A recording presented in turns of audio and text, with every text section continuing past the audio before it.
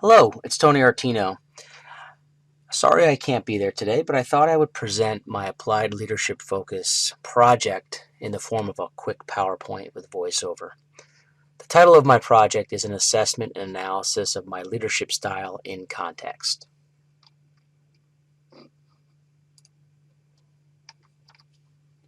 So what did I do?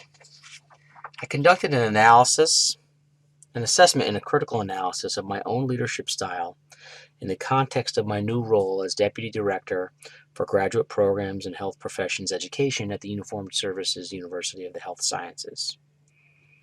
In particular, I had two things that I wanted to do. First was to develop a qualitative assessment tool in collaboration with my lead faculty advisor, Dr. Boyd Richards, and then to use that tool to interview 6 colleagues, 2 supervisors, 2 peers, and 2 subordinates. And actually, Dr. Richards is the one who conducted these interviews, which I'm very thankful for.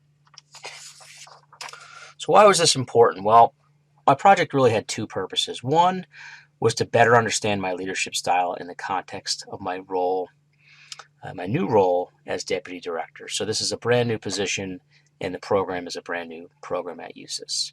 So I wanted to understand my own style and how that's effective or not in leading this new group.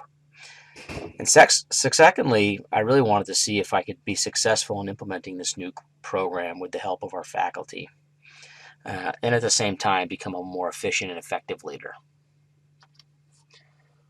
So what did I learn? What did I achieve? Since enrolling in the LEAD program, it's been an interesting 2 years, and I think a successful one. In 2015, we started the new programs in health professions education, both a master's and a PhD program. We currently have 8 students enrolled. We've hired 6 new faculty members, 2 administrators, and 2 research assistants.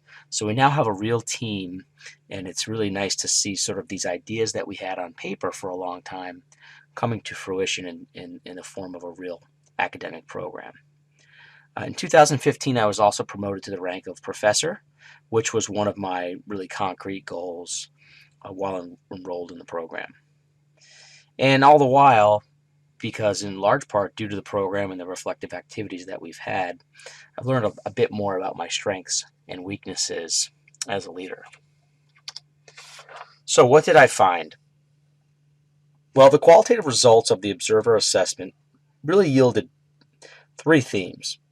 First, most observers noted that my primary leadership strength is my ability to communicate effectively both up and down the chain of command. So I was really happy to hear that communication and effective communication is one of my strengths. A second theme was the sense that I'm an approachable leader who holds myself and those around me to very high standards, primarily by leading through example and encouraging collaboration amongst others. So this idea of being approachable was the second theme. And then third, and sort of on the weakness side, was the notion that I tend to get overextended because I participate in probably too many projects. So this is an area that I could definitely have some weakness.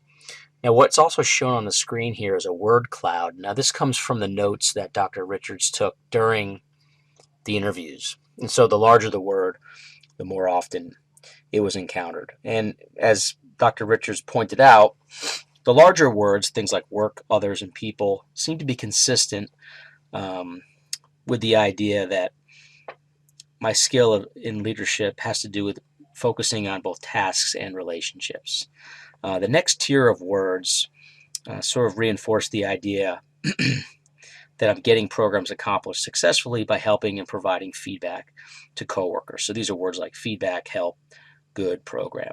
And then finally, the third tier of words, new, things, driven, well, research,